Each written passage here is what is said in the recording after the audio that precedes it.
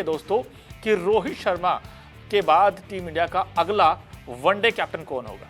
अब नाम तो उसमें 4-5 है भाई, लेकिन एक नाम कौन सा हो सकता है, क्योंकि बीच बीच में रिपोर्ट्स आती रहती हैं कि यार ये हो सकता है, वो हो सकता है, बट ऑफिशियल अभी तक कोई स्टेटमेंट जारी नहीं हुई है। और ये भी हो सकता है कि 2027 वनडे वर्ल्ड कप तो रोहित खेलें, बट उसके बाद कभी ना कभी तो इनफैक्ट टीम मैनेजमेंट को फैसला लेना होगा। हालांकि गौतम गंभीर ने तो इनफैक्ट कह भी दिया था शुरुआत में ही कि भाई ये तीनों फॉर्मेट का एक ही कप्तान होना चाहिए। उनकी ये सोच भी थी।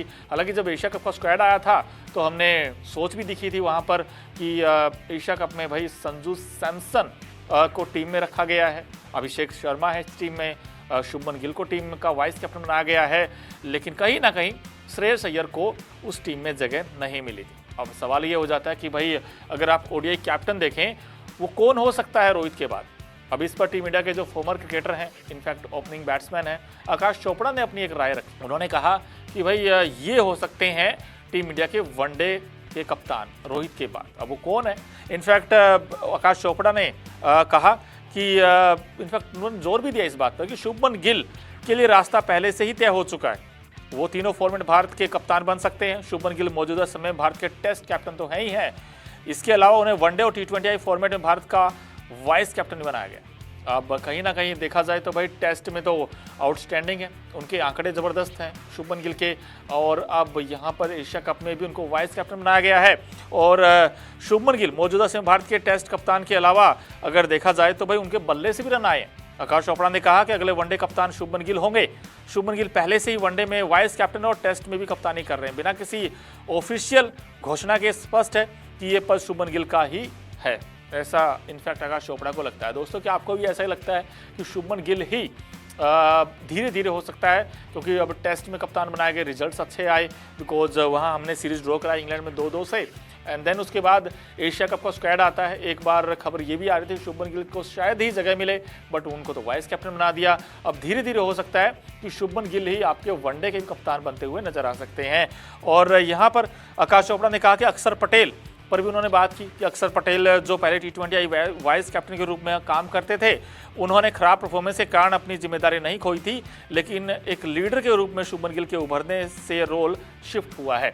इनफैक्ट उन्होंने कहा कि अगर आप अक्षर पटेल की बात करें, उन्होंने कोई खराब खेल नहीं दिखाया कि जिससे उनकी जिम्मेदारी गई है, वो इसलिए उनको मे भी हो सकता है वो शिफ्ट इसलिए हुआ है क्योंकि शुभमन गिल ने शानदार खेल दिखाया, बैट से भी रन बनाए, कप्तानी शानदार की वहाँ इंग्लैंड में। इस वजह से इस बार हम देख रहे हैं कि एशिया कप स्क्वाड जो T20 फॉर्मेट में खेला जाएगा वहाँ पर शुभमन गिल को वाइस कैप्टन बनाया गया है। इसका कारण ये है कि शुभमन गिल वनडे और T20 फॉर्मेट भारत के अगले कप्तान बनने के दावेदार भी हैं, स्ट्रॉन्ग कंटेंडर भी हैं, उनको ऐसा लगता है। और कहीं ना कहीं आकाश चोपड़ा की टिप्पणी तब आई है जब शुभमन गिल और श्रेयस अय्यर के बीच वनडे कप्तानी को लेकर जो रेस है वो काफ़ी दिलचस्प हो गई है, काफ़ी एक्साइटिंग कॉन्टेस्ट हो गया है कि भाई ये खिलाड़ी टीम इंडिया के जो अगले फ्यूचर ओडीआई कैप्टन हो सकते हैं।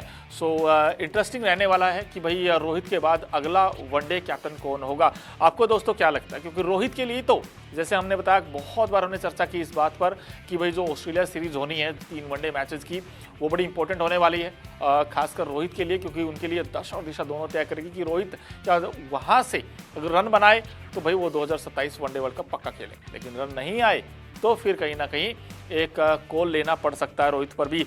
और शुभमन गिल क्यों है भाई वनडे के सबसे बड़े स्ट्रॉन्ग कंटेंडर? उसके पीछे का रीजन ये है कि शुभमन गिल टेस्ट क्रिकेट में पहले से ही टीम इंडिया कप्तान है।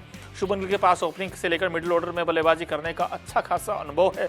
शुभमन गिल जिस तरह के बल्लेबाज हैं उसे देखते हुए अगले 10 से 15 साल तक भारत के लिए क्रिकेट खेल सकते हैं। शुभमन गिल ने अभी तक 55 वनडे मैचेस खेले हैं और तकरीबन 59 की एवरेज से उन्होंने 2775 रन बनाए हैं, यानी कि वनडे के एक आप कह सकते हैं कंप्लीट पैकेज है, बिकॉज जिस तरीके की बैटिंग वो करते हैं, जो कप्तानी करते हैं, और कहीं ना कहीं उनके पास अच्छा गेम है, वो ओपन भी कर सकते हैं, मिडिल ऑर्डर में भी खेल सकते हैं, रन भी कई सारे हैं। और टेस्ट मैचों में भी अगर आप देखें 37 टेस्ट मैच खेले हैं, 2647 रन बना चुके हैं, जिसमें 9 शतक हैं, 3 हाफ सेंचुरी हैं, और 21 T20 मैचेस में 30 की एवरेज है। 30 की एवरेज ठीक ठाक ही होती है वैसे T20 फॉर्मेट में दोस्तों, क्योंकि वनडे में हम देखते हैं हाफ सेंचुरी 50 और T20 में देखते हैं 30 रन को हम हाफ सेंचुरी तक मान सकते हैं, क्योंकि 30 रन बहुत हो जाते हैं T20 फॉर्मेट में। इसके अलावा शुभमन गिल ने एक शतक भी है, 3 हाफ सेंचुरी भी है T20I फॉर्मेट में, तो कहीं ना कहीं शुभमन गिल पर मोहर लग सकती है आने वाले दिनों में कि वो आपके ODI के नेक्स्ट कैप्टन हो सकते हैं। क्रिकेट की हर बड़ी खबर, हर बड़े अपडेट और लाइव डिस्कशन के लिए जुड़िए मेरे साथ सिर्फ India TV cricket YouTube channel पर।